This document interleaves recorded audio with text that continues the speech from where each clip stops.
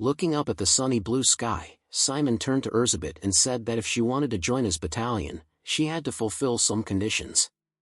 Turning his gaze to the happy townsfolk, to whom the Lord happily informed that Kizen had sent a necromancer and everything was now settled, he said that the first condition was that she must not kill people without his permission.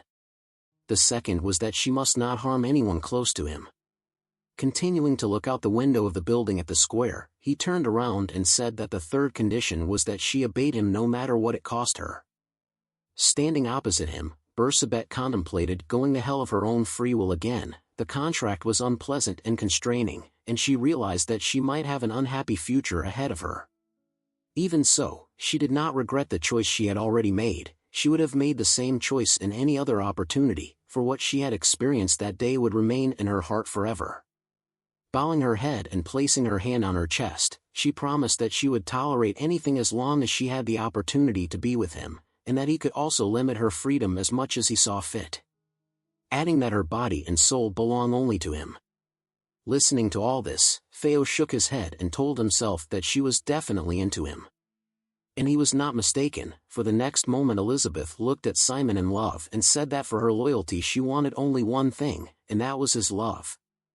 She grabbed his hand with her own and said that she would do whatever he wanted, but that she wouldn't force herself on him, because it was enough for her that he simply cared for her. Simon didn't realize what he was getting into, but he agreed. He thought to himself, noting that although she had become obedient, he was now a little uncomfortable. Hearing his answer, she pressed his hand to her breast with a happy face and asked him impatiently why they should not go to the conclusion of the contract.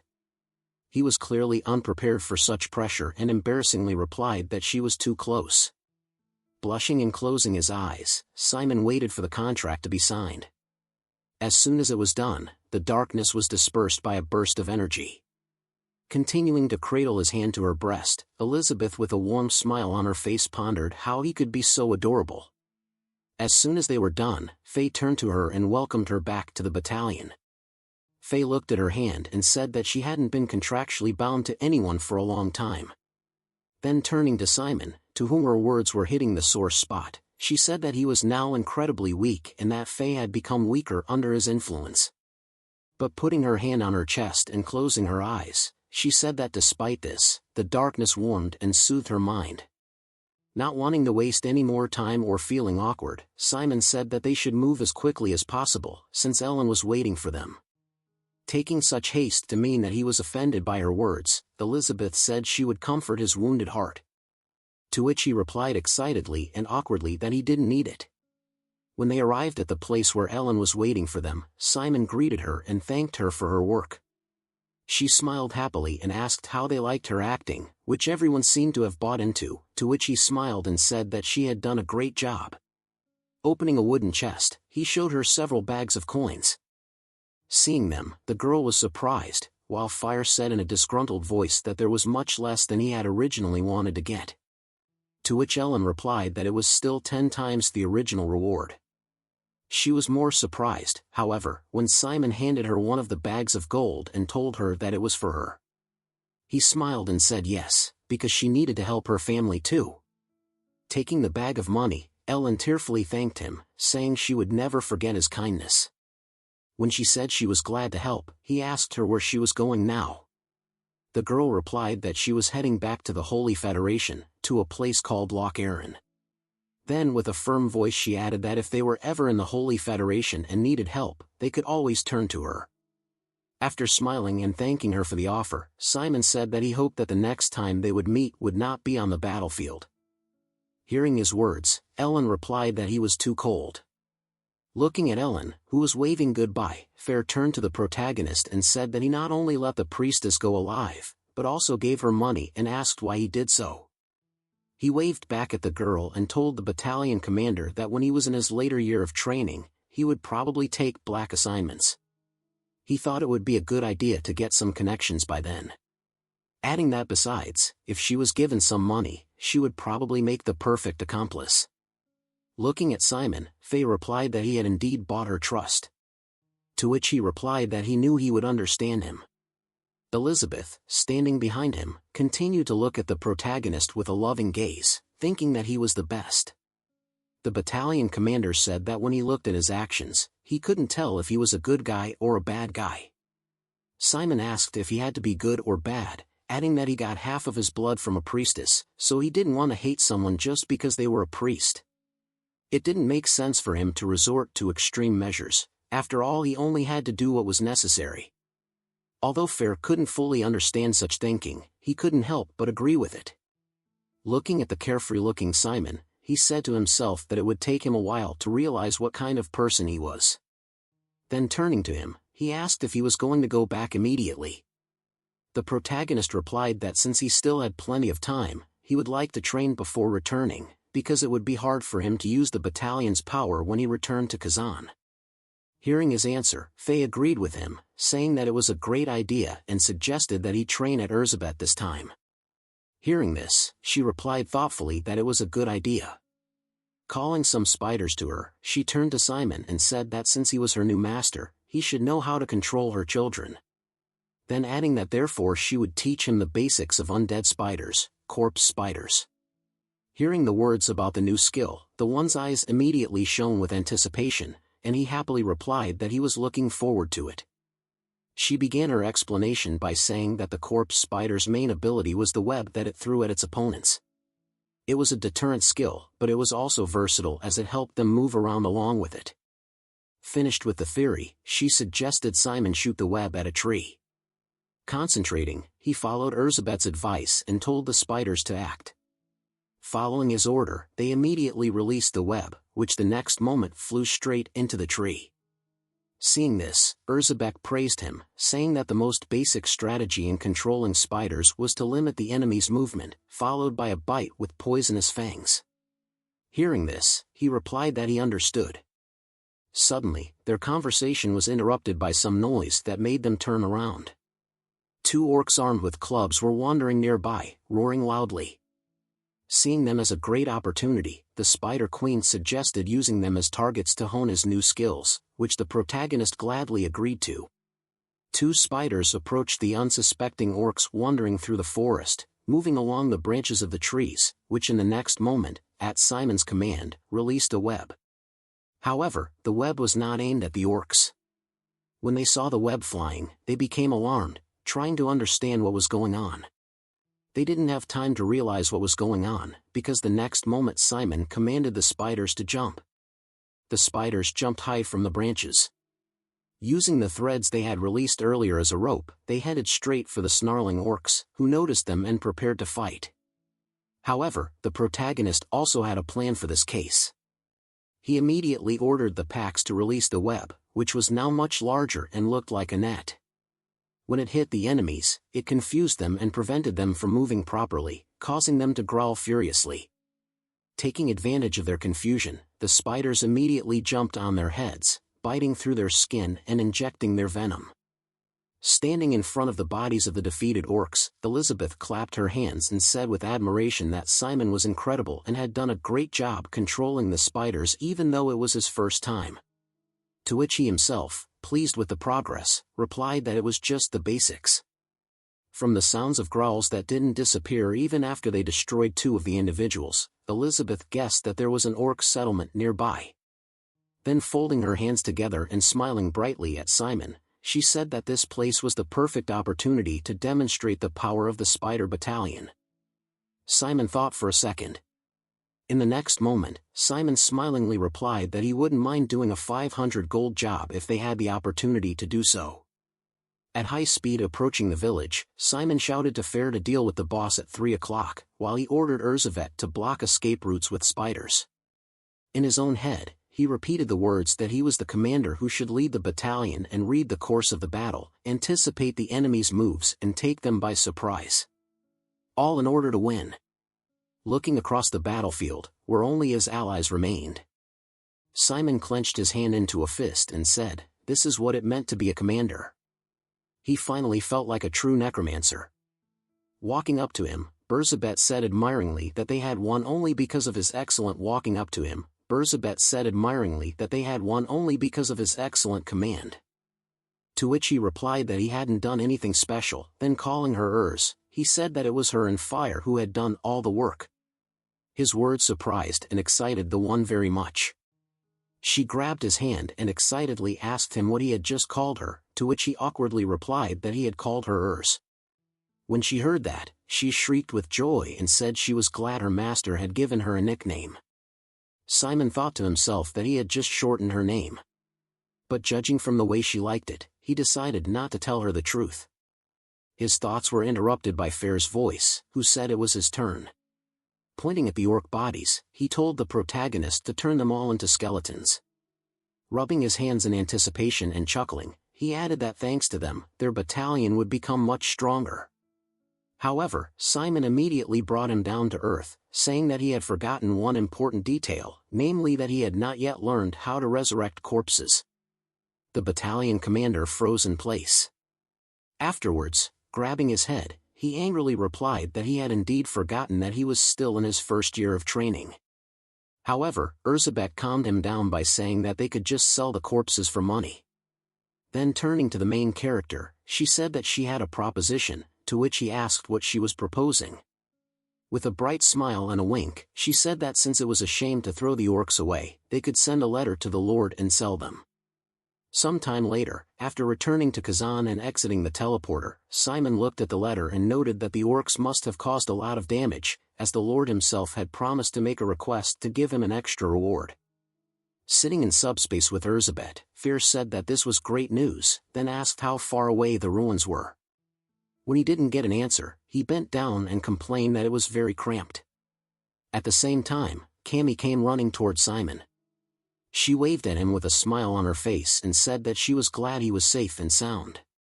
Running up to him, she excitedly said that she was very worried about him, as she heard that he had taken on a difficult mission. He replied with a smile that he was just lucky this time. When he saw the books in her hands, he asked her where she was going. She replied enthusiastically that she was going to the library, as she was supposed to study with Malin today, and asked if he wanted to join them. Urzabet, sitting in subspace, listened to their conversation with a disgruntled look. Answering that he would do it next time, since he was busy today, he said goodbye to Cammy. As he waved goodbye to her, the Spider Queen appeared behind him. Then, exuding a gloomy atmosphere and suddenly approaching him from behind, which scared him a lot, she asked who the girl was in a cold voice. Hearing her question that sounded like a threat, he fearfully replied that she was just his classmate.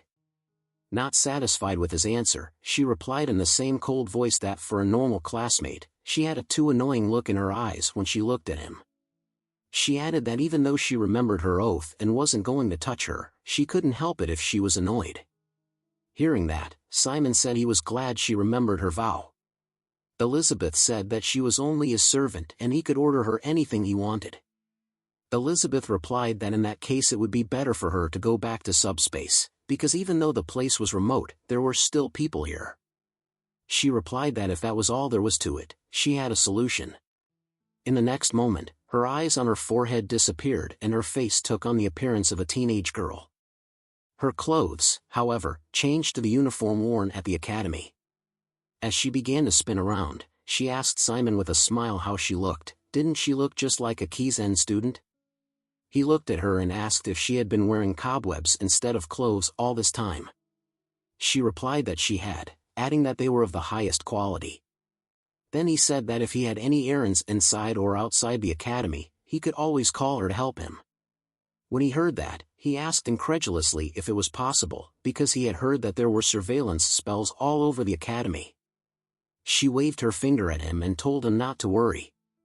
She then proudly announced that she could not only change her appearance, but also that she had stealth skills that could help her avoid surveillance spells. She also said that her spiders also specialized in ambush and surprise attack, so in an emergency, he could use them. The spiders, meanwhile, circled around the disgruntled Fair, putting their paws on his head and saluting. When Simon heard about Uar's abilities, he exclaimed in admiration that it was very cool. He thought to himself that he was glad he had recruited her, as she could be of great use to him. Seeing the protagonist's thoughtfulness, and thinking that he didn't like the way her body looked, she asked him what he thought about it. In the next moment, she turned into an exact replica of Cammy. Simon was amazed at what he saw and said that she did look exactly like Cammy. Urs coughed and started to check her new voice. In the next moment, she spread her arms and, with a dazzling smile on her face, rushed over to Simon, saying in a happy voice that she was glad he was back safe. Clinging to his arm, she parroted Cammy, saying that she was worried about him, since she had heard that he had taken on a difficult mission. He was unprepared for this, but blushed and told her to stop, as he had seen enough of her skills. Not wanting to let him go, she replied in a sweet voice that she was afraid he might be hurt, adding that she had to examine his body. These words of hers drove him more into a blush and his head started to spin. He immediately started to panic and shouted for her to let go and be the same. Urs did not calm down and said that he could have fun with her skills and hoped that this day would come very soon, to which he immediately replied that he had already said that he did not need it. But their sweet talk was interrupted by Faye, who in an irritated voice told them to stop talking and to get to the ruins as soon as possible, for the spiders were sucking the soul out of him. Replying that he had almost forgotten about him, Simon told Urs, who was still clinging to his arm, that they should hurry. Upon reaching the ruins, Simon suggested that they get busy organizing a battalion. Agreeing to this, Faye asked Elizabeth how many spiders they roughly had, to which she replied that it was 30. In the meantime, the spiders had managed to make peace with the skeletons. Pointing a finger at the protagonist, he said that there were 2 ways to replenish their army: increase the number of spiders, or learn how to revive corpses. Hearing this, Simon asked how they could replenish the ranks of spiders if they had to catch them across the continent. Urs replied that no, since she was the queen of the spiders, she just needed to lay eggs. Seeing the bewilderment and shock on his face, she repeated with a smile that she just needed to lay eggs. Then she embarrassedly added that if he was interested, he could always come and see. But he blushed and quickly replied that he didn't need to see it. But she insisted, saying that such an opportunity was very rare. But this so annoyed poor Simon that he asked why he had to watch it at all. Urs shut up and stared at him resentfully. At the same time, Faye, watching from the sidelines, asked the skeleton and the spider sitting near him if they thought Urs was acting too provocatively for a boy of his age. They nodded unanimously in the affirmative.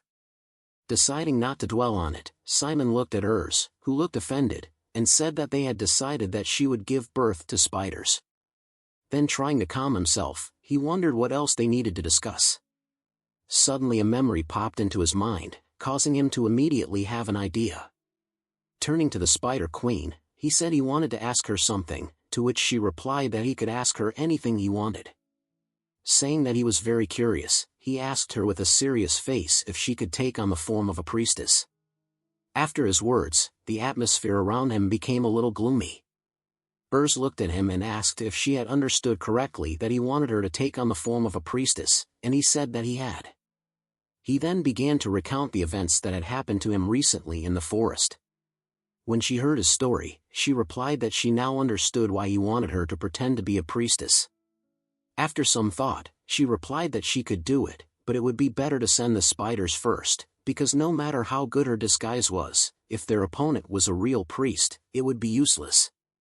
Hearing this, Simon asked what the problem was.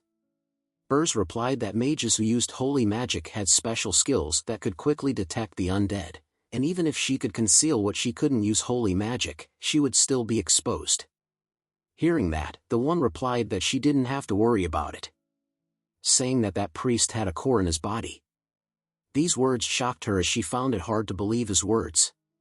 When she came to her senses, she turned to Faye and said that although she wasn't sure what their goal was, she could tell that they were determined. He replied that that wasn't all, because on top of that, that priest could control darkness as well as one of the professors. Hearing this, she thoughtfully replied that with the core in their bodies, they wouldn't be able to use holiness, adding that they would most likely lose the ability to detect undead as well, which meant they had a chance. She said that in that case, she would send the spiders out to observe the forest and at the same time study the appearance and demeanor of the high-ranking priest. As soon as they found the priest, they would report it to him immediately, and when Simon heard this, he said that he agreed to this plan. Putting hand on her chest, Elizabeth said to give it to her. Simon smiled and replied that he was counting on her. As he walked into the classroom and looked around, he noticed that there was a happy atmosphere in the classroom. He immediately thought that since they hadn't seen each other for a week, everyone must have missed each other and wanted to share their successes. Suddenly he noticed Malin in the company of two giggling girls, who turned around a little excitedly as soon as he called out to her.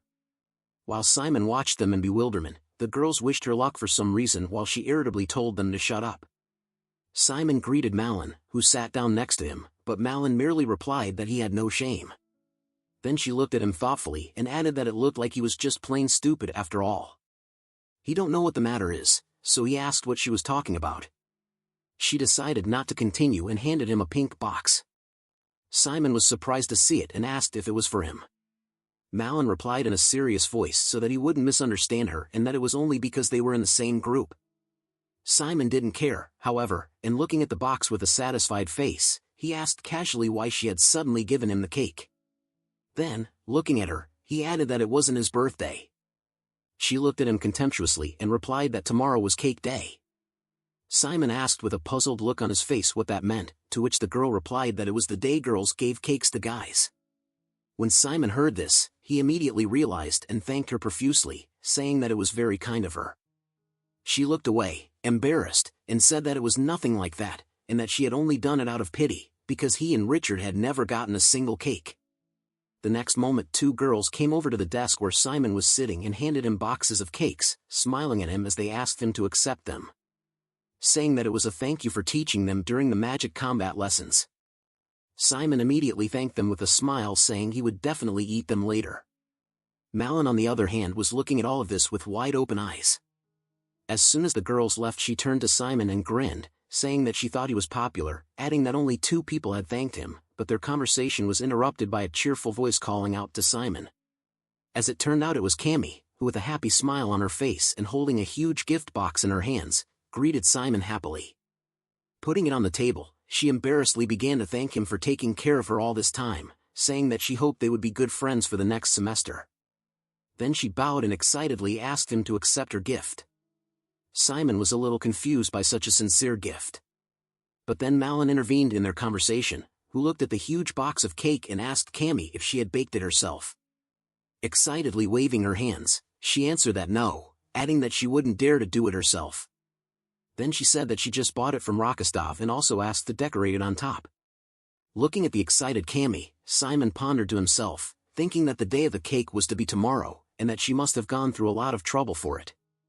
Getting up from the table, and taking something out of his pocket, he called out to Cammy.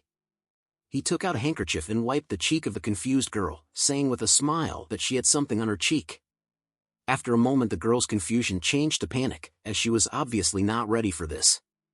Her face immediately became like a red tomato. After a moment, she stammered and thanked him profusely, and then quickly ran away, leaving him alone with the gift. Simon wanted to call out to her, but she was already running away, almost knocking over Dick, who was just entering the classroom.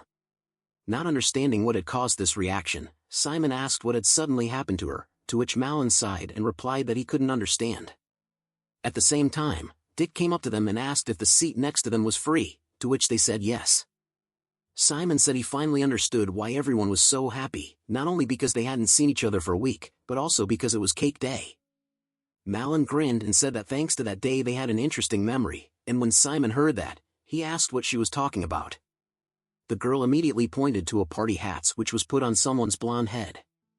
As it turned out the owner of that head was none other than Hector, who was sitting in the middle of a pile of presents with a grim look and a murderous atmosphere. When Simon saw this he said sympathetically that it must have been very hard for him, and Malin together with Dick replied unanimously that it was the right thing to do. The next moment the girl suddenly asked him if he really didn't know that today was cake day. This question took Simon a little by surprise, and he asked if it had been so noticeable. She answered that it was a little, adding that he should remember that they were at the academy, so he'd better be aware of the events here. After all, even if their teammates understood, the other students wouldn't. There was a lot of competition here, so if he was weak, they would pounce on him and drag him down. Hearing this, Simon thanked her for her advice. Then he asked if there were other similar holidays, because if there was a day when girls gave presents to boys, there must have been a day when it was the other way around. She nodded and replied that there were, adding that the next holiday was Accessory Day. When the main character heard the word accessory, images of gemstones and all sorts of diamonds immediately appeared in his mind, and he confusedly replied that it wasn't fair. Malin reassured him, however, saying that he didn't need to give the real rare stones. After all, since they were just students, a toy or cheap ring would have been fine. Afterwards, she patted him on the shoulder with a smile and said that she wouldn't stop him if he wanted to give her real jewelry. Then smiling brightly and winking at him, she said that she would look forward to receiving a gift from him. Watching her happy face, Simon thought to himself about how unfair it all was. As soon as class began, Professor Jane announced that all the A students had returned safely to Kizen, adding that as their tutor, she was pleased with their progress. Going to the blackboard and taking the chalk, she said that the first news she wanted to tell them was that starting this week, they would be graded on combat. Simon, who didn't know what she was talking about, sat puzzled, while Dick, who obviously knew something, grimaced. The professor went on to say that the grading would be done during the first semester. The rules were quite simple, and they were that they would be going head-to-head against other first-year students, and all 14 Kizen classes would be their opponents. Drawing a diagram on the board, she explained that the winner would go to the top row, while the failing ones would go to the losing squad. The squads will be updated every week, and promotion or demotion depends on wins and losses. Also, each squad has different points that can be earned or lost at the end of the battle. Pointing to the board, she said that for example, if a top squad is defeated, they lose more points than the students from the lowest squad get for winning. In simpler words, their task was to break through to the top squad at any cost, because the students who would be left in the lowest squad by the end of the first semester. With a dramatic pause, she added that those would be expelled. Excited discussion went through the class, as only their class had gone through a lot of training and a real battle with the Cyclops. After that, she said in a firm and confident voice that she believed that there was no class better than theirs. Such inspiring words immediately lifted the students' spirits. The professor continued, saying that she had become their mentor despite her position as vice-rector, and that she believed they would not let her down.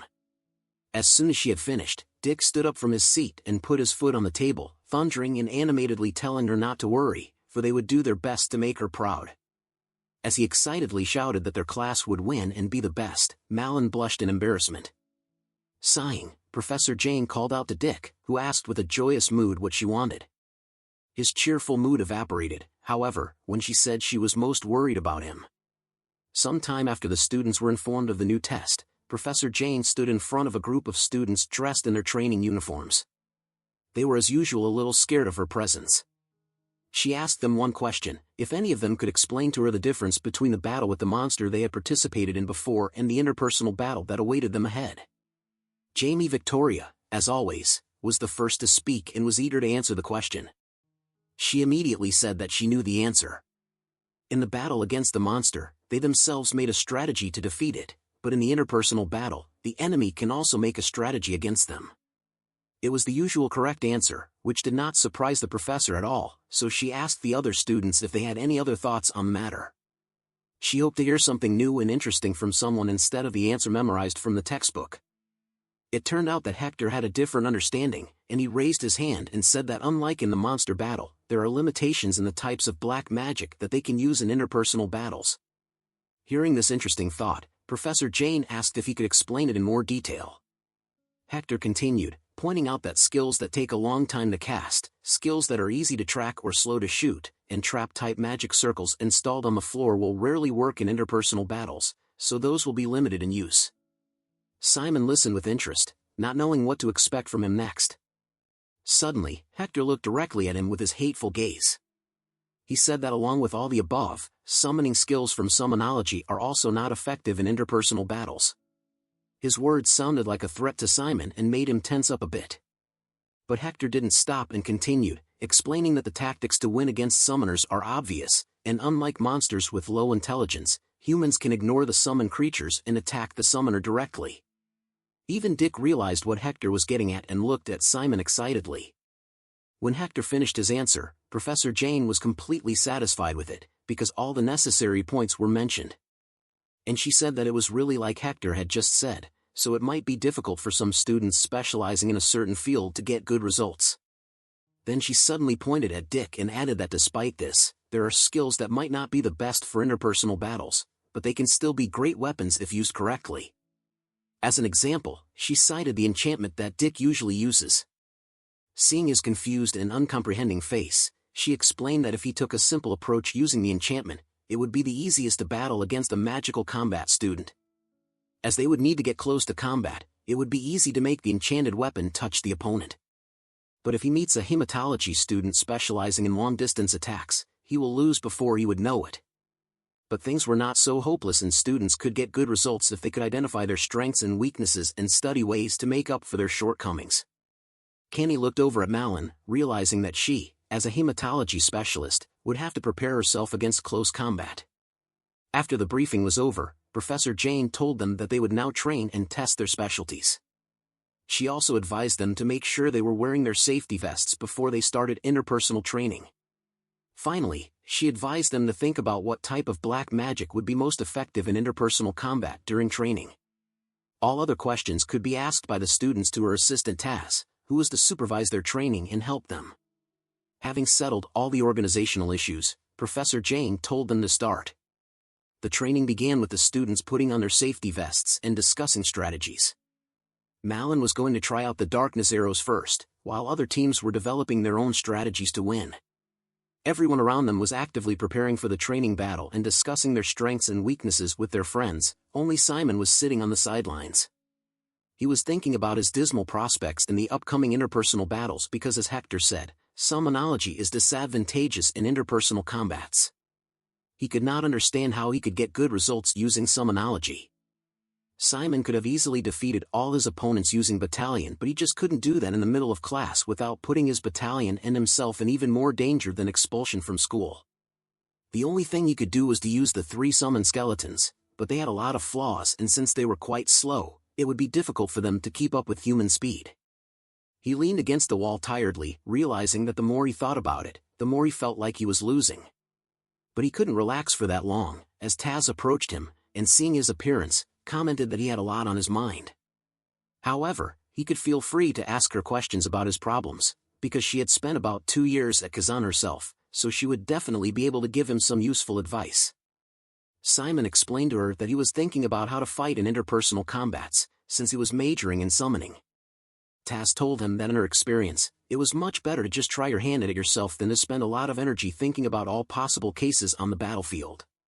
Simon didn't even understand what she was talking about at first, but she immediately threw a protective vest into his hands and advised him to put it on.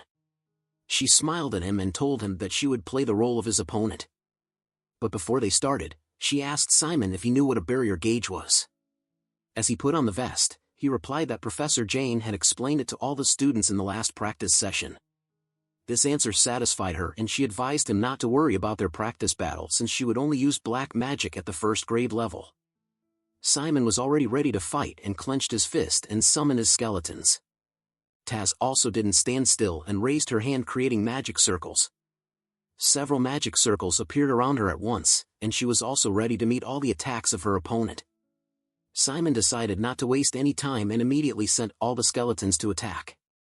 Arrows from the darkness began to appear from Taz's magic circles, and it turned out that this spell was called the darkness arrows. Taz explained that it was a spell used by most 1st graders for long-distance containment, and he should have known all about them if he had been paying attention to the darkness dynamics class.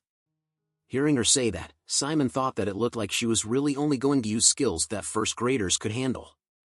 So he sent his skeletons on the attack again, but changed the tactics a bit, ordering 2 to go forward to attack and protect the other skeleton.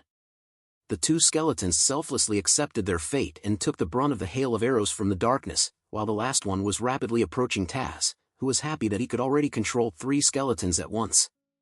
She clenched her fist surrounded by darkness, and it looked like the skeleton would not be a problem for her at all. Taz told him that for a 1st grader, he was pretty good, and then smashed the last skeleton with 1 punch. With a sweet smile, as if she had just picked flowers in a meadow, rather than ruthlessly smashing a skeleton. Simon watched in amazement as his last skeleton fell to pieces. He had hoped that this attack would achieve more. Taz created another magic circle and began to approach Simon, asking him why he was staring at his defeated skeletons like a fool for so long. She immediately used her magic circle, and streams of darkness surrounded Simon. It was a powerful exhaust curse, and he immediately felt its full power. It was immediately obvious that she was a very experienced necromancer, even though she was only using basic skills now. But he wasn't going to give up, and he had something unexpected in store for her. Taz, meanwhile, slowly approached Simon, sure that he was barely standing up after her spell. So she told him, in a matter-of-fact tone, that now that she had gotten rid of the creatures and cast the exhaustion spell on the summoner, this is a great chance to get to the summoner itself. To do so, she clenched her fist with the darkness and was about to strike a blow that would guarantee her victory. However, Simon still had a chance to turn the tables in his favor, because he had practiced so much in Hongpin classes. He acted with lightning speed and threw a quick kick. However, it did not reach its target and just flew through Tas. She was really scared that he didn't defend himself in such a situation. Instead, he delivered a powerful kick with a reversal, and even the other students were fascinated by his counterattack. Simon was surprised himself, but because he hit the target. He was sure that he had struck her exactly where she was, but he felt absolutely nothing when he hit her. Tas jumped away unharmed and apologized for saying she would only use basic black magic, but ended up using spiritualization before she knew it. So she advised them to end the practice battle now. And although she did her best to pretend that everything was under her control, she realized that if she hadn't spiritualized in time, she would have been dead by now, and that was scary for her. She even imagined a picture of one of the students shouting to Professor Jane that the special admission number 1 had killed Tas. Eventually, she recovered from the shock and coughed up an explanation to the students about why she did the mock battle. It's because some students, like Simon, don't know their own strengths and discover them when pushed to their limits. The thing that he relies on at the most dangerous and important moment. In his particular case, he started the fight using summonology, but immediately changed his strategy in favor of magic combat without any hesitation when he was backed into a corner. But not only that, he was also reinforcing his body for a close as he was sending out the skeletons.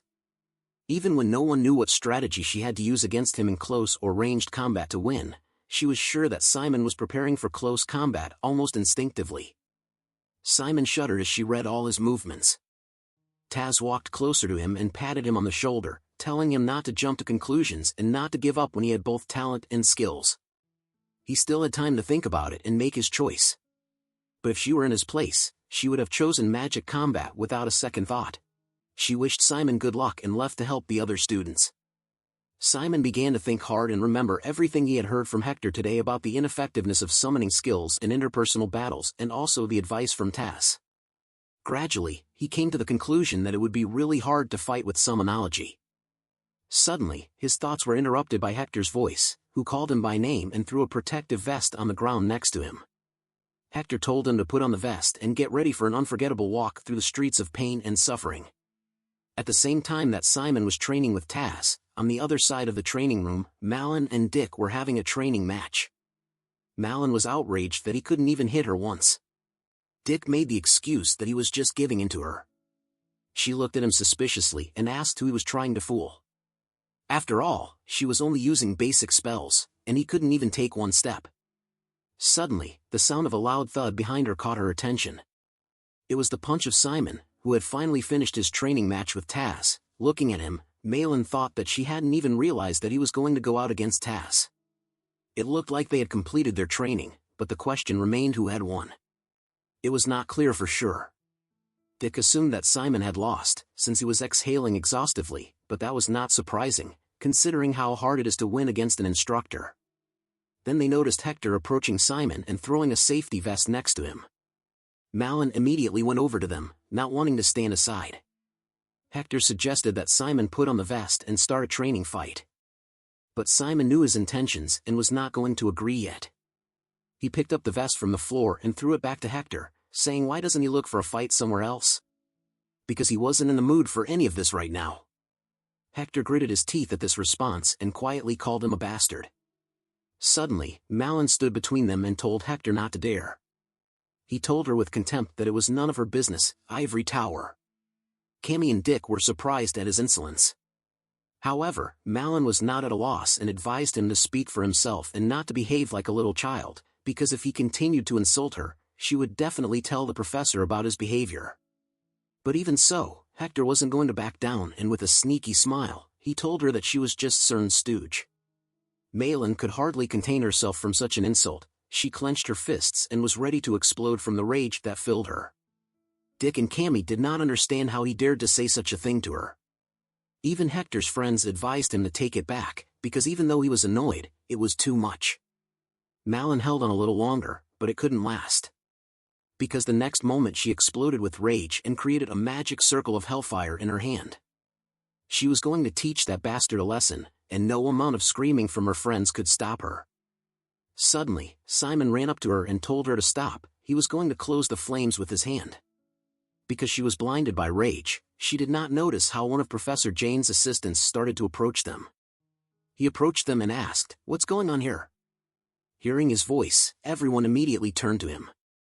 Hector immediately began to apologize for disturbing them and pretended that he was completely innocent. When Hector left, Dick, looking at his back, said that he was a freak who always pretended to be nice to professors and their assistants. However, the assistant saw much of what was going on, so he told Malin and Simon that he was giving them a warning.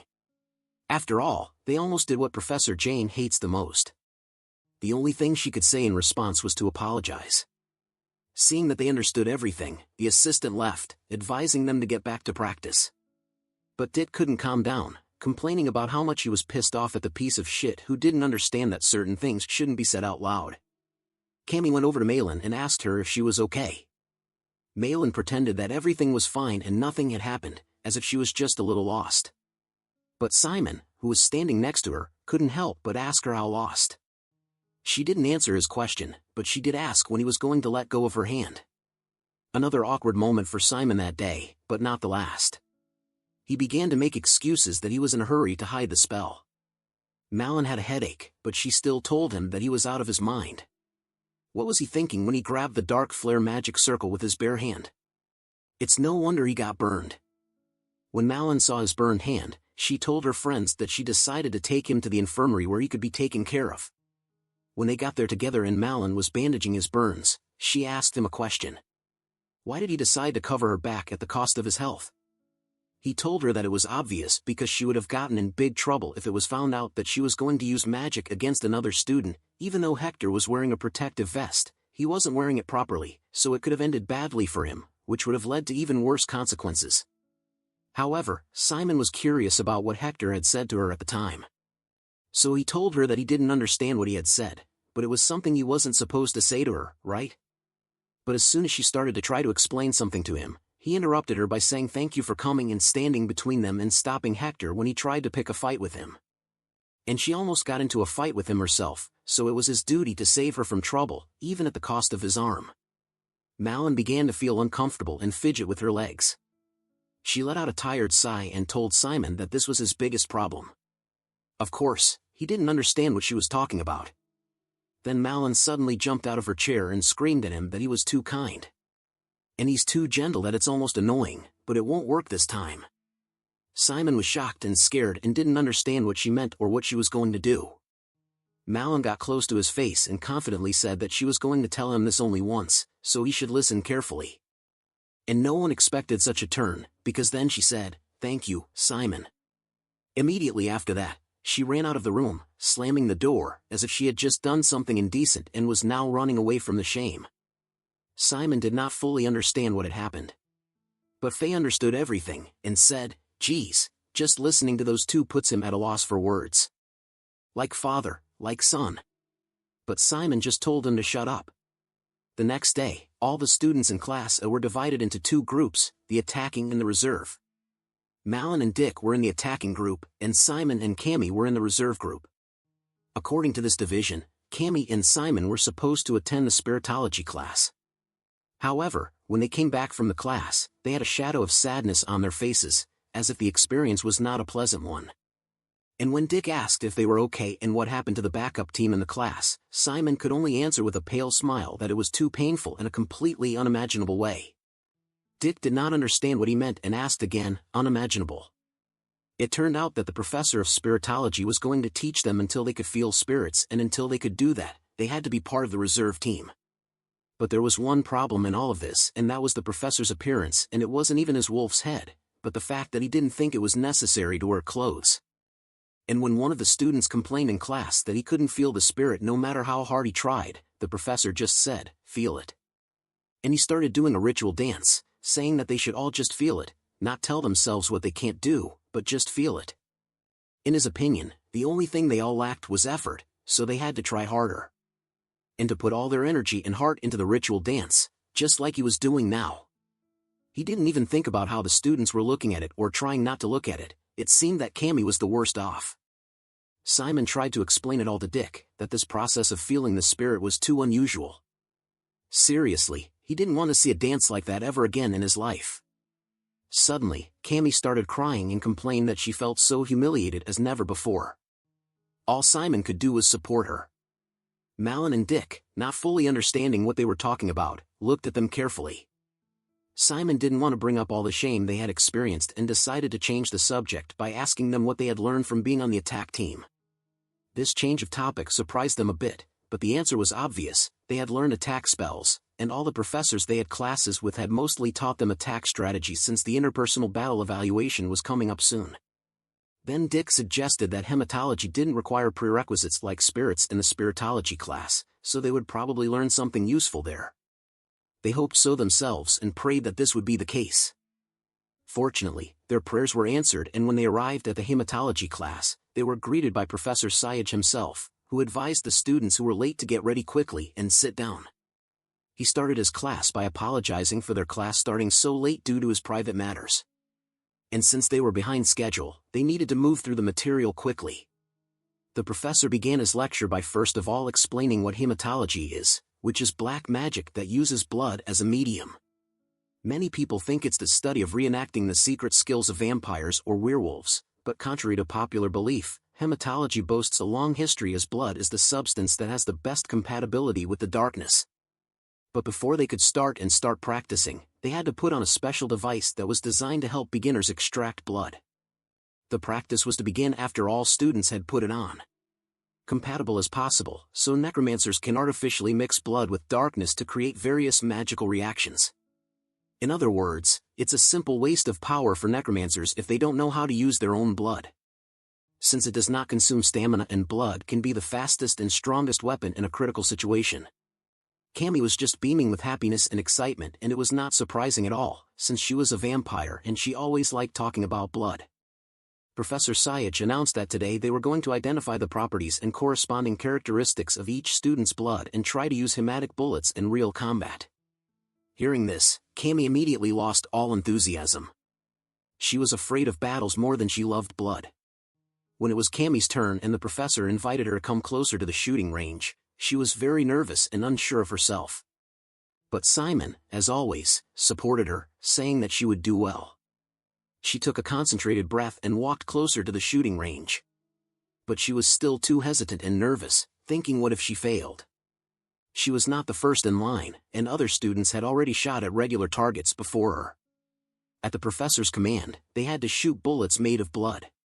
And then, when they tried to hit the target with their bullets, the professor determined the type and properties of their blood. The blood of this particular student was able to hit 3 targets at once, and judging by the diameter of the bullet, the professor determined his blood type as AP5. The diameter of the bullet was 45 millimeters and his bullet was able to hit 3 targets at once. This type of blood had an interesting property, and he took a vial of the student's blood and decided to demonstrate it. Adding the blood to the darkness, he explained that when AP5 blood meets darkness, a chemical reaction occurs, which leads to an increase in the density of their mixture. As a result, a necromancer can create a powerful ammunition that will have armor-piercing properties and can even penetrate cover. However, an experienced necromancer can control this process at will, which is actually more about creating the desired shape and increasing the size of the bullet than about achieving maximum density. Professor Sayaj began to demonstrate how to change the darkness mixed with blood by making something similar in shape to a model of an atom. After the demonstration, the professor told this student to take an AP5 token from his assistant and return to the other students. Taking a similar token from his pocket, he told all the students that they would have to wear their token every time they came to his class. Then he told the next student to come to the shooting range. It was Cammy's turn, and despite her nervousness, she thought that she simply had no right to disgrace her name and her family of vampires. And when Professor Sayaj gave the command to shoot, she fired without hesitation, putting all her strength into the shot. When her bullet hit the target, there was a powerful explosion that destroyed absolutely all the targets and almost reached Cammy herself. Malin and Dick watched her shot with surprise and admiration. They did not even think it was possible. At the same time, the professor correctly identified this blood type as KP1, its diameter could not be determined. All the targets were destroyed in one explosion, and the other students began to whisper among themselves and envy her strength. Someone said that it was not surprising because she belonged to the Ursula family. The professor explained to everyone that KP1 blood, when combined with darkness, can cause an explosion. And according to the information available today, this type of blood is considered to have the greatest attack power. However, it is quite rare and only vampires possess it. Cammy was shocked by her own strength and blushed at the amount of attention focused on her modest person. Even Professor Siege did not stand aside and addressed her as Camivarez and told her that they would probably see each other often now, hinting that he was suggesting that she specialized in his subject. Hearing this, Cammy beamed with happiness. She was very excited about this offer. It was even one of her dreams to study with the legendary Professor Siege. She happily ran to her friends who were already congratulating her for the great shot, Cammy's wings fluttering so fast as if she was about to fly. Simon was really happy for her and that she had succeeded. Finally, it was his turn, and when the professor called his name, he raised his hand to show his readiness. He approached the shooting range and took good aim, waiting for the command to shoot. At the command, a magic ring formed at his fingertip and a bullet of darkness and his blood gathered. Simon concentrated and fired. However, then nothing happened and his bullet simply disappeared. Silence reigned around him. It was like everything was repeating itself, and Simon had failed again at the beginning, so the other students started whispering and wondering where the bullet had gone. Suddenly, his bullet appeared right in front of the target, hitting the 10. Again, for a second it seemed like nothing was happening, but then all the targets to the side and behind the first target were destroyed by an invisible circular shock wave. It turned out that this type of blood was new, and the professor's assistant did not know exactly what to do. She only stated that all the targets had been destroyed by his bullet and that it was impossible to determine the diameter of his bullet. This was the first time she had seen a bullet disappear, then reappear and cause fan-shaped damage. Simon was more upset than happy with the news, especially when the assistant asked him to wait because she could not give him a badge because she did not know his blood type. When he approached her, she apologized for the inconvenience and promised that she would make a special badge for him for the next lesson. Cammy and Malin happily congratulated him. They thought the new blood type was cool. However, Simon did not seem to share their excitement about this news, as he had heard a lot about his special blood since he was a child. Dick agreed with them that it was cool to be special, but on the other hand, he noted that there were downsides to it. Because his blood type was unique, no one would be able to share their experience with him and give him advice on how to use this particular blood type. Malin agreed with him because, according to her, hematology is a special science that requires specialized training for each blood type, even though the general principles are the same for everyone. This is because all people are different. For example, none of the 4 of them had the same blood type. That's why Professor Siege had an army of assistants, each of whom specialized in one blood type and helped students with that blood type. Dick added that if 60 different blood types were found among the students, then 60 assistants would be involved in the class, respectively. Simon was surprised by the number of helpers, but he was much more concerned about what exactly he was going to do with his new blood type, and his friends did not know what to advise him. After the class ended, Professor Siege went to his office and began to recall Simon's shot and analyzed everything, and after a few moments of hesitation, he quickly found an explanation for what had happened. He came to the conclusion that the peculiarity of the combination of darkness and Simon's blood was multiplication. When his blood met his darkness, it immediately absorbed it. After that, its strength and capabilities increased many times over. And although it seemed that after the shot the bullet disappeared, in fact it was just the darkness absorbing the resulting blood and it could no longer be seen with the naked eye. But before hitting the target, its darkness would reappear, and it seemed that at first it caused minor damage to the target. But then something very interesting happened that he could not explain. Then he thought about an interesting comparison between Cammy and Simon. In the case of the girl, her strong vampire blood absorbed the power of darkness and thus became bigger and more powerful. Simon's case was different. His blood had the opposite effect. It was absorbed by his darkness and strengthened it. Tapping on the table, he came to the conclusion that the whole thing was very useful for research and he should study it more deeply. This became especially important to him when Professor Bahil came to his office a few days ago with a proposal. As usual, he started from a distance and tried to blur his eyes with politeness and idle talk, so Siash was forced to ask him directly what he wanted from him. Only then did Bahil answer that he had come to propose some wanted from him. Only then did Bahil answer that he had come to propose some arrangements and a deal. With his ever-present smile, he offered to help him get one female vampire student from Class A to specialize in his particular subject. As she currently started to specialize in catarrhology, but her last test results show that she got the best marks in hematology. She's as special as the vampire blood in her. Of course he was referring to Cammy. Professor Syage was in no hurry to answer and calmly drank his tea, wanting to hear the proposal to the end.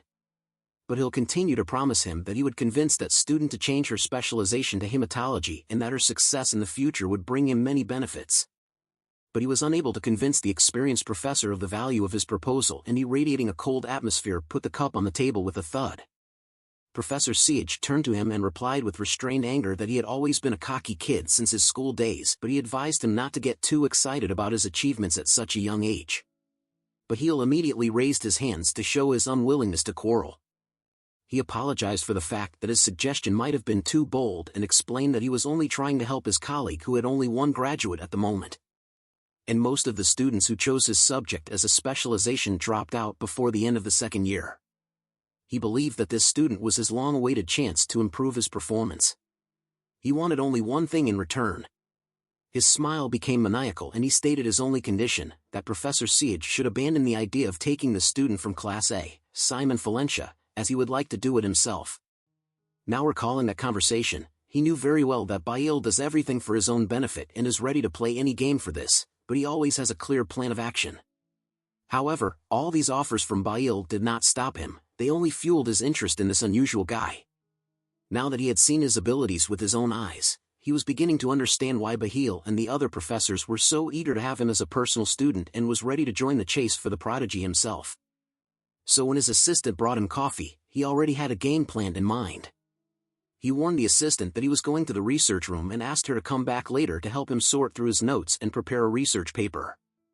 However, the assistant had a logical question: what topic would the article be about?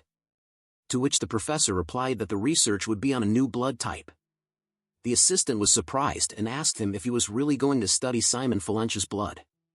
He was going to do exactly that and was in a hurry, worried that someone would beat him to it. Professor Syage was going to name the new blood group SM1 and spread the news along with his research as quickly as possible.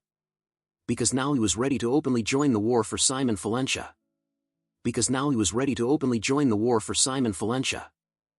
Okay guys, today's video is here. Thank you very much for watching the entire video.